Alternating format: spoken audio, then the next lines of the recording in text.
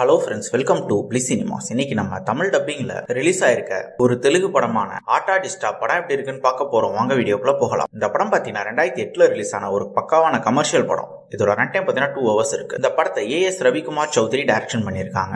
இதுல நிதின், காஜல் அகர்வால் மற்றும் பலர் நடிச்சிருக்காங்க. இப்ப இந்த படம் எப்படி இருக்கு, பார்க்கலாமா வேணாமா, யாரெல்லாம் பார்க்கலாம் அப்படின்றத இந்த வீடியோல தெளிவா பார்க்கலாம். இப்ப இந்த படத்தோட கதையை பத்தி பார்க்கலாம். நம்ம ஹீரோ பாத்தீங்கன்னா ஜாலியா சுத்திட்டு இருக்காரு. அவங்க அப்பா ஒரு மிகப்பெரிய பிசினஸ் மேன். ஆனா அதோட பொறுப்புகளை எதுவுமே ஏத்துக்காம இவர் தனியாவே ஜாலியா சுத்திட்டு இருக்காரு. நம்ம ஹீரோயினோட அப்பா பாத்தீங்கன்னா அவங்களும் ஒரு பிசினஸ் மேன் தான். அவங்களும் நம்ம ஹீரோட அப்பாவும் ஃப்ரெண்ட்ஸ். இந்த மாதிரி சூழ்நிலை பாத்தீங்களா, அந்த ஊருக்குள்ள சங்கர் அப்படின்றவர் பாத்தீங்கன்னா டொபாக்கோ பிசினஸ்ல பயங்கரமா பண்ணிக்கிட்டு இருக்காரு. அவருக்கும் நம்ம ஹீரோட அப்பாவுக்கும் ஒரு ப்ராப்ளம் வருது. ஒரு கட்டத்துல பாத்தீங்கன்னா நம்ம ஹீரோட அப்பாக்கு ஒரு சில ஹெல்த் இஷ்யூஸ் வர ஆரம்பிக்குது. அதனால டாக்டர் வந்து அவங்க ரெஸ்ட் எடுக்கணும்னு சொல்றாங்க. அந்த பொறுப்புகள் நம்ம ஹீரோ கைக்கு வருது.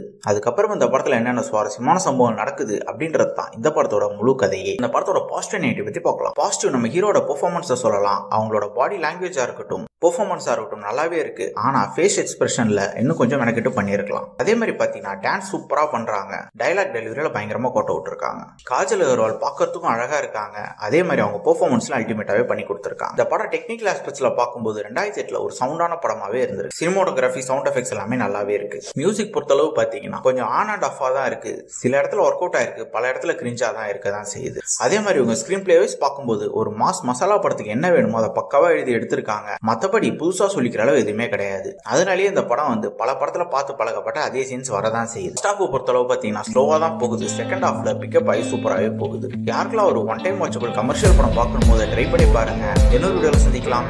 தேங்க்யூ.